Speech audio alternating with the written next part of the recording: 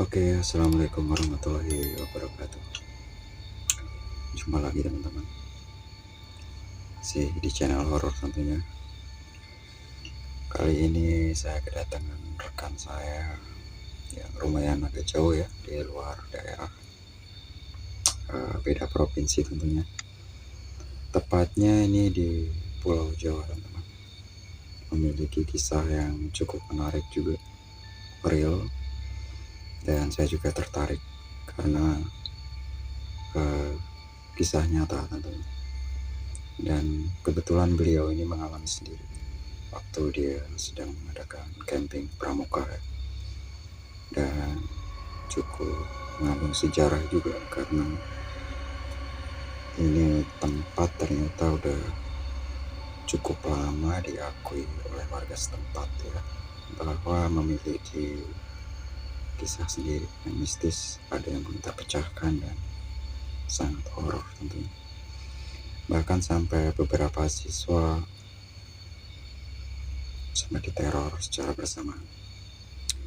Oke teman-teman, saudara-saudara semua, mari kita simak kisah dari rekan saya. Mari kita saksikan bersama-sama. Oke teman-teman semua, jadi ini rekan saya yang saya maksudkan. Dia memiliki cerita horor yang saya tukang horor tapi sempat bikin duri saya keluar. Dan saya sempat nggak bisa tidur juga ya. Ya enak kalau nggak tidak bisa tidur karena jatuh cinta, tapi ini karena demi teman-teman. Jadi cukup bikin saya penasaran. Perkenalkan, ini rekan saya, Mbak Mia. Betulkah beliau seperti yang pernah kita bahas kemarin tentang yang Mbak ceritakan kisah horor itu? Sepertinya pemirsa ini akan tertarik sangat. Saya aja sempat ketakutan sempat mendengar kisah Mbak yang Mbak paparkan kemarin. Jadi oke Mbak, bisa dimulai gimana cerita awalnya nih? Oke, jadi kejadian itu sekitar 12 tahun yang lalu waktu masih sekolah ya, di salah satu sekolah lah di tempat saya. Kita ada acara pramuka itu keluar, jadi kayak nginep di tempat orang gitu kan. Singkat cerita, waktu itu tuh kayak buat penutupan acara gitu, kita ada acara nonton sama api unggun, pensi dan segala macem. Nah, waktu kejadian sebelum kejadian juga sebenarnya banyak banget kejadian yang dialamin sih, cerita-cerita horor banyak banget karena teman saya juga banyak yang ngalamin. Kalau yang saya ceritain sini khusus buat pengalaman saya pribadi ya. Waktu itu saya pulang jam 12 malam, itu udah kayak diikutin lah sepanjang jalan. Habis itu besoknya lagi kejadian yang hampir sama terulang. Cuman waktu itu teman saya tuh habis acara kakinya kram. Jadi kita nginep di salah satu kantor buat kakak-kakak pembina pramuka sebenarnya di situ kan. Cuman karena terlalu jauh buat jalan, ya udah kita stay di situ. Waktu itu tuh selesai acara sekitar jam 12 atau setengah 1. Jadi kita semua istirahat. Sebenarnya udah disuruh sama teman-teman buat istirahat juga. Cuman karena nggak tega sama teman saya yang satu karena dia cedera, ya udah saya temenin. Nah waktu itu nggak bisa tidur kan. Kakak kelas udah nyuruh tidur segala macam sampai akhirnya mereka semua tertidur. Singkat cerita, saya sambil pijit kaki teman saya itu, yang satunya tidur di pangkuan saya. Makin lama makin dingin. Oke Mbak, maaf Ya sebelumnya. kan? Sedikit Itu, maaf saya potong sebentar. Jadi posisinya ini tadi kemah camping di tempat yang sebenarnya sudah diakui warga juga kalau tempat tersebut itu terkenal angker begitu ya maksudnya. Terus maksudnya udah banyak menyimpan cerita yang nggak bener, nggak logis, banyak hal nggak masuk akal di tempat perkemahan ini tadi ya. ya, karena saya sempat dengar cerita dari salah satu teman saya juga, di situ ada kayak kasus yang sama G30 SPKI waktu itu. Wow, Cuman saya baru tahu setelah acara itu selesai. betul sekali. Oke, bisa lanjutkan. Jadi sempat ada oh iya, lanjut. Tempat tersebut sempat ada, maksudnya sisa-sisa atau apa tadi Mbak, pembantaian 30 SPKI. Maksudnya sempat ada pembantaian di situ dulunya gitu ya. Ya. Saya kurang tahu, tapi menurut cerita dari teman saya sih begitu. Ada dan ternyata di tempat yang pertama kali saya lihat kayak ada penampakan kayak cewek jalan gitu. Nah, gang di situ gangnya. Jadi mesti kita turun ke bawah. Jadi ataukah ada sempat pemakaman atau makam-makam tua atau tempat-tempat keramat begitu yang ditemukan sebelum ada kejadian itu? Maksudnya sebelum teman Mbak sempat jatuh dan sempat ada penampakan yang Mbak bilang. Iya di situ. Iya di situ ada makam. Cuman saya nggak lihat makamnya karena bener-bener mereka ngasih tahu pas setelah kejadian, kayak setelah acara pramuka itu kan selesai, terus saya cerita hal kayak gitu, baru cerita lain nyusul. Teman saya kayak gini di situ ternyata ada kasus pembantaian G30 SPKI gitu kan. Terus teman saya ada yang sempet dia nemu kayak apa sih, kayak pusaka, ternyata pusaka punya situ gitu kan, kayak keris gitu bentuknya. Sejenis, jadi banyak kejadian sebenarnya benda bertuah sebelum saya sendiri ngalamin. Iya betul. Kemudian untuk selanjutnya ketika Mbak beristirahat tadi sampai yang temen Mbak kakinya sempat luka tadi, itu karena jatuh atau karena maaf diganggu atau gimana itu?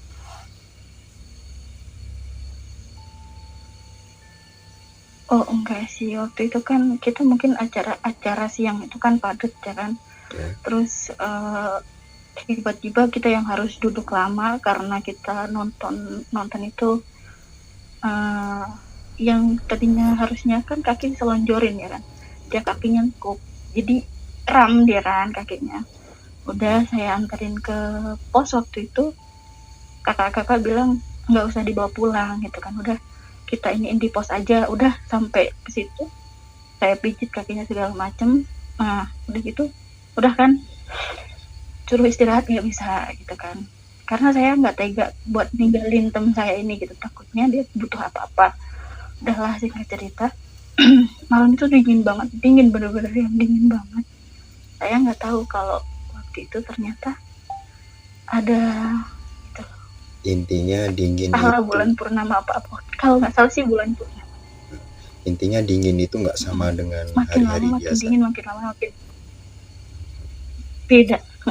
Harusnya nggak sedingin itu, karena itu posisi bukan di puncak. Nah terus udahlah, makin saya takut. Pertama ada suara kan di belakang gitu kan, ya, cuman udah cuman suara gitu awalnya. Saya pikir udahlah tikus gitu kan. Maksudnya positive seperti thinking. Benda terjatuh. Makin dingin lagi makin takut. Seperti benda terjatuh atau bukan benda terjatuh, bener-bener mesin yang kayak diinjek gitu loh, mesin jahit diinjek. Karena kan di tempat saya juga di rumah ada mesin jahit, jadi suaranya beda, bener-bener mesin jahit yang diinjek gitu loh. Udah gitu udahlah sekali, terus 2 kali jelek. Ini udah nggak masuk akal, ketiga kali, dia udah 4 kali ini. Tapi nggak terlihat seperti ada kain atau celana, mungkin maaf sih, celananya si hantu ini tadi mungkin ada yang bolong, dia ingin numpang jahit gitu, nggak kelihatan celana, cuman mesin doang gerak gitu ya. Ya nggak apa-apa, berarti iya mesin doang, karena posisi sebenarnya karena sebenarnya mesin jahit itu tutup, dia nggak yang, kalau posisi mesin jahit itu kan ada yang timbul terus siap buat jahit gitu kan. Betul. Itu enggak, jadi mesinnya benar-benar yang udah ditutup, tapi itu mepet ke tembok dan saya pun mepet ke mesin jahit, nggak mungkin ada yang nginjek dari situ kan. Jendela semuanya udah dikunci, nggak ada yang di situ. Udah makin takut. Itu bunyi mesin jahit makin kenceng dan makin kenceng kayak orang ngebut kalau jahit kayak gitu. Sempet kepikiran mau noleh tapi kayak nggak kuat gitu kan karena dinginnya parah, dingin banget, takut. Sempet kepikiran juga mau pulang kan, cuman mikirnya lebih sereman manusia deh kayaknya daripada aku harus ketemu makhluk kayak gitu. Sedangkan mau noleh aja udah nggak berani gitu kan. Posisi di tempat itu Mbak berapa orang saat itu? Posisi di gedung itu waktu ada kejadian mesin jahit bergerak itu? Itu lumayan banyak sebenarnya. Yang satu ruangan sama saya aja tuh ada 3 orang sama saya. Sebelahnya ada 1 tidur terus. Yang ruang sebelahnya lagi mungkin ada sekitar 4 orang.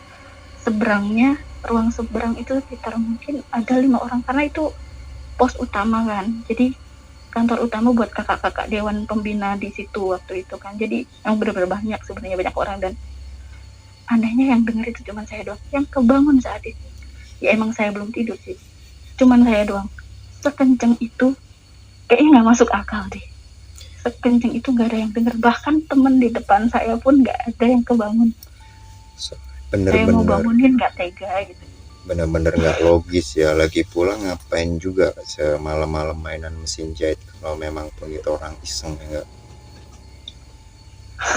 Jadi memang iya bener, mungkin seperti itulah teman-teman, seperti yang sering kita lihat di film-film ya. Jadi suka ada penampakan nggak jelas, nggak logis, memang iseng ya. Demi rata-rata di mana ngejahit kan harusnya umumnya siang, kayak ada tukang jahit juga banyak, ngapain pakai mesin jahit? Dan aku yakin itu hasilnya nggak memuaskan atau mungkin malah salah jahitan ya kan. Terus selanjutnya gimana Mbak itu? Sebenarnya ada cerita lagi di saat yang sama itu. Sebenarnya ada cerita lagi kan. Jadi nggak cuman saya yang diteror, tapi satu rumah yang saya tempatin sama teman saya pun ikut diteror. Ini masih di posisi tempat pada bangun semua. Masih posisi tempat di Pramuka tadi? Ya masih. Oh, iya. Cuman jadi gini, pos utama itu kayak beda kampung kan. Betul. Sama yang rumah yang saya tempatin, yang sebenarnya harus buat istirahat. Iya. Nah waktu itu tuh di jam yang sama ada orang ngetuk pintu di rumah yang saya tempatin 2 kali gitu kan, sampai yang punya rumah keluar karena dikira saya pulang. Terus teman saya yang satu kamar juga sama, ada suara ketukan, terus manggil teman saya namanya kan Mai gitu kan. Dia tok tok Mai, tok tok Mai, itu 2 kali. Bener-bener yang suaranya kayak lemes, capek gitu, orang lemes gitu kan. Seru teman-teman. Sampai akhirnya udah pas abis itu kan ya udah kembali lagi pas saya, pokoknya pas jam-jam itu bener-bener yang saya posisi lagi mencekam banget. Dan itu cuman saya bisanya doa. Setelah itu mesin baru berhenti bunyi setelah ada Al-Quran dari masjid di bawahnya. Dan itu bener-bener gak ada suara. Abis itu mesin bener-bener yang gak gerak sama sekali. Maksudnya itu baru ada suara kokokan ayam. Ada denger suara. Posisi mendekati subuh ya suara-suara atau teror itu terjadi. Maksudnya udah hampir pagi atau? Iya, mendekati subuh. Oh, jadi setelah terdengar suara dari masjid baru suara-suara tadi terhenti. Terus kemudian si hantu ini mungkin kok sampai udah kenal yang namanya Mai, itu berarti udah benar-benar penghuni situ ya? Atau jangan-jangan si Mai udah sempat kenalan tapi enggak ya? Jadi suara-suara atau teror tersebut itu dari tengah malam sampai mendekati subuh ya Mbak Mia ya? Betul. Iya. berhenti baru subuh dan kita pulang ke balik ke tempat kita nginep itu sekitar jam 7. Habis itu satu rumah itu langsung nanya ke saya kan, apakah semalam pulang? Pertanyaan sama satu keluarga itu, apakah semalam pulang itu kok pas dibukain pintu nggak ada gitu kan, kamu ngetuk-ngetuk tapi pas dibukain nggak ada. Saya bilang nggak pulang sama sekali, saya nungguin di ini utama kok, di pos utama, karena emang temen saya kan nggak bisa jalan gitu kan. Habis itu temen satu kamar saya tanya juga, bohong semalam kamu kayaknya ini ngetuk pintu kok, orang saya juga denger ngetuk pintu kamar gitu kan. Lah emang bilang gimana, cuman tapi kayak lemes banget gitu, 2 kali ketukan. Habis itu bilang, Hai, kamu manggil nama aku, tapi itu bener suara kamu, coba. Emang nada suaranya tuh kayak lemes banget. Itu cuma 2 kali saya denger, buka pintu nggak ada kamu sama sekali. Lah makin bingung dong saya dong. Saya nggak ada pulang sama sekali, gimana satu rumah itu ikut dibangunin suara yang sama, ketukan sampai satu rumah itu bangun gitu kan. Sedangkan saya jangankan pulang, jalan aja enggak. Betul. Jadi sempat beberapa orang yang ada semua di situ tuh juga benar-benar mendengarkan ya. Iya. Betul sekali. Berarti bukan cuma isapan jempol atau hanya 1-2 orang, berarti real horror benar ini teman-teman. Jadi itu yang bertanya itu si ibu yang memiliki rumah tersebut ya, yang kebingungan dengan teror, termasuk yang ada anggota yang tersisa di. Iya, ibu sama anaknya. Betul. Ibu sama anaknya, karena bener-bener satu rumah itu mereka denger bener-bener aku ngetuk pintu, dibukain nggak ada, ketuk pintu lagi dibukain nggak ada. Yang selanjutnya teman saya yang diketuk pintunya, tapi bukan pintu luar ya, pintu kamar yang diketuk, dan itu benar-benar saya yang manggil. Dan saya anehnya gini, kenapa harus cuman tempat yang saya tempati doang, sedangkan saya di tempat lain juga posisi lagi diteror kayak gitu. Dan saya juga baru tahu ternyata waktu teror itu terjadi yang sekitar jam 1:30 atau jam 2 itu posisi bulan purnama. Jadi cukup kontras sekali ya, selain bulan purnama dan hantunya juga. Ini sejenis hantunya itu kalau menurut Mbak Mia ini cowok apa cewek itu suara yang memanggil atau. Tapi kalau yang menjahit kayaknya cewek Mbak ya. Tapi kalau suara tadi cewek apa cowok? Mungkin cewek. Cewek. Wah, berarti kalau bukan si Sundel, si Ya, Kunti yang lagi-lagi itu. neror di rumah itu kan. Itu cewek, kan suara saya cuman posisi lemes banget gitu loh, kayak orang kecapean, terus Mai, bener-bener gini suara itu, Mai gitu, bukan yang Mai. Biasanya kalau saya manggil orang tuh dengan nada oi Mai gitu kan, bukan Mai, bukan nada tegas, tapi di situ manggilnya dengan nada yang pelan, capek, mungkin orang-orang yang pengen minta ditolong gitu. Ya, mungkin habis lelah karena jahit tadi ya. Mungkin terus manggil-manggil itu. Betul. Tapi saudara-saudara, teman-teman semua, kita cerita sepertinya santai. Tapi beliau mengalami katanya sampai gemeteran dan sampai kesulitan menceritakan, dan saya juga pernah mengalami seperti itu. Wow, jauh beda. Posisi sedang mengalami atau sedang menceritakan itu sangat beda sekali ya. Di sini kita bisa tertawa, tapi di sana teman-teman, rasanya kita nggak sempat naikin celana dingin, atau tapi nafas. berkeringat sudah. Betul sekali saudara. Terus selanjutnya itu sampai berapa hari Mbak Mia di situ kena teror atau gimana? Kebetulan itu di hari terakhir kan yang benar-benar teror paling ekstrim lah gitu. Kalau yang teror awal ya itu yang kayak ada cewek lewat gitu tapi disalak, cuman ceweknya nembus gitu kan, itu pohon salak, nggak mungkin juga kalau misalnya orang jalan tuh pasti ada turun munduk itu benar-benar yang seperti tidak ada rintangannya. Tapi nggak berani ngomong juga karena kan teman-teman saya kan pasti teriak lari gitu kan. Saya takut, cuman diem aja udah, pulang. Betul sekali. Kemudian selanjutnya setelah pulang perkemahan itu Mbak sempat dengar cerita ternyata di situ tempat apa begitu tadi?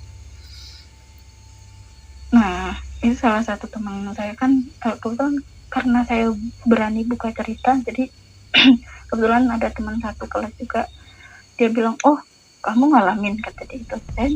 Saya nemu satu bilah keris kecil, terus waktu itu saya kasih unjuk ke ini yang desa situ gitu, katanya emang jadi itu tuh salah satu pusaka di kampung situ gitu kan. Nah terus sempat juga saya nangkep beberapa, ada foto, saya foto gitu kan, itu tuh ketangkep ops gitu, itu banyak banget, bener-bener saya kira itu kan debu ya. Pas saya tanyain ke om, kata dia, oh bukan, itu bukan debu. Jadi ada satu ops yang bener-bener gede, hampir nampakin diri gitu, kayak nampakin wujud, bukan diri ya, nampakin wujud. Itu bener-bener yang di atas ini banyak, di depan banyak, samping banyak. Maaf. Itu mungkin kalau orang yang bisa lihat. Maaf, ops itu apa Mbak maksudnya? Gelembung atau? Jadi kayak gimana ya? Kayak buletan asap gitu. Oh Gimana ya. sih penampakan? Nanti deh kalian bisa ini cari tahu deh. Jadi kalau misalnya di kamera tuh kayak benar-benar kayak, kalau kamera kotor gimana sih? Itu kan ada buletan-buletan, kalau kita jepret kamera itu kan bulet-bulet. Tapi itu beda, ternyata pas saya tanyain nggak mungkin sebanyak itu kalau misal kamera kotor pun gitu kan. Nah beberapa teman juga sempat kesurupan yang dia sampai berapa jam di tempat yang sama, jadi di lapangan itu yang kita kegiatan gitu kan, di lapangan itu dia sempat kesurupan, tapi kalau nggak salah tuh 3 jam baru bisa sampai sembuh. Dan waktu ke situ lagi dia nggak berani lihat salah satu pohon yang paling besar di situ, dia nggak berani. Saat dia kesurupan itu adakah interaksi atau ucapan atau jenis pesan kata-kata atau meraung seperti itu? Gimana waktu dia nggak sadarkan diri? Kalau pesan kayaknya nggak pesan apa-apa, cuman dia ngelihat semua orang yang di situ tuh, jadi kepalanya binatang, bener-bener kepalanya binatang gitu. Ada yang kepalanya rusak juga, tapi badannya itu kayak semacam tentara gitu loh. Dia setiap melihat orang tuh kayak gitu. Kita banyak ngerubungin dia kan, pengakuan dia setelah sadar itu ya. Iya, dan dia setiap mau cerita pun jangan ceritain itu, karena tapi nggak kuatnya ngelihat yang pertama kali juga dia ngeliat hal kayak gitu kan. Gitu. Dan sampai sekarang tempat itu masih ada Mbak ya, sampai sekarang itu?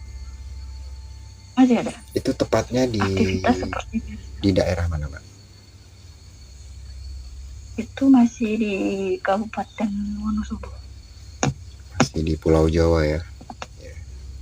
Iya, di Pulau Jawa. Setelah itu, setelah kesurupan dan akhirnya ya pulang dan selesai ya? Maksudnya untuk anggota pramuka pulang atau bagaimana? Ya seperti kegiatan pramuka pada umumnya lah, kita selesai di situ, pamitannya segala macem, udah balik. Cuman memang cerita-cerita kayak gitu baru kebuka pas saya cerita. Mungkin mereka udah saling cerita, tapi pas saya cerita itu langsung banyak yang nyautin, saya juga kayak gini, saya gini gitu. Jadi orangnya langsung cerita ke saya. Terus tapi sama yang kesurupan itu, pas saya tanyain langsung jerit, jangan cerita, langsung tutup telinga, baru mau cerita setelah berapa bulan. Karena saya penasaran sebenarnya kenapa sih gitu kan, kenapa kamu sampai jerit kayak gitu, benar-benar teriak gitu kan. Ternyata itu yang dia lihat tuh kayak gitu, kayak kepala hewan gitu, terus ada yang rusak, pakai baju tentara, itu nggak bisa dimarahin.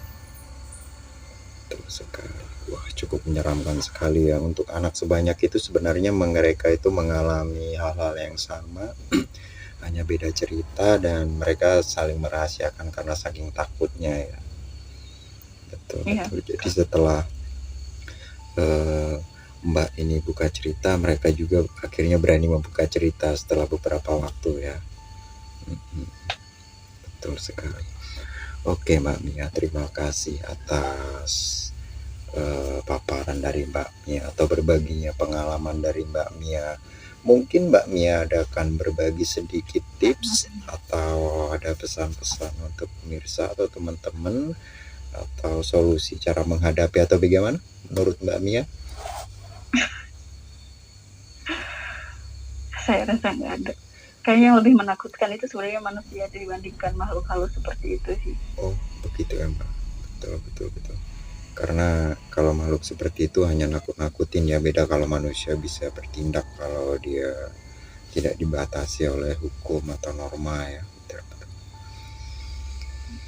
Oke Mbak Mia, terima kasih banyak atas berbaginya pengalaman Mbak. Yang jelas mungkin pesan untuk pemirsa semua, udah deh jangan di tempat-tempat horor ya nggak. Kalau review, kalau konten, kalau pramuka lebih baik cari tempat yang agak terang sedikit ya. Dan paling tidak kita harus tahu tempat-tempat tersebut. Tahunya nanti kita negain tenda di atas makam misalnya, tiba-tiba tengah malam ada tangan yang muncul begitu kan, bisa heboh teman-teman. Oke, sobat semua. Terima kasih atas kesetiaan masih di Terima channel. kasih juga sudah mendengarkan cerita. Sedikit berbagi dari saya, cerita lama. Ya, meskipun buktinya kalau memang itu cerita lama Mbak, udah 12 tahun atau beberapa tahun yang lalu, otomatis hantu-hantu itu udah jadi tua apa bosen mungkin menakuti. Buktinya sampai tahun terakhir ini masih suka teror dan dia mungkin nggak beranjak tua gitu kali ya. Saya yang makin tua Bang. Oke, seru dan cukup lucu. Oke, terima kasih teman-teman semua atas kesetiaan Anda. Salam sejahtera, sehat selalu dan sukses tentunya.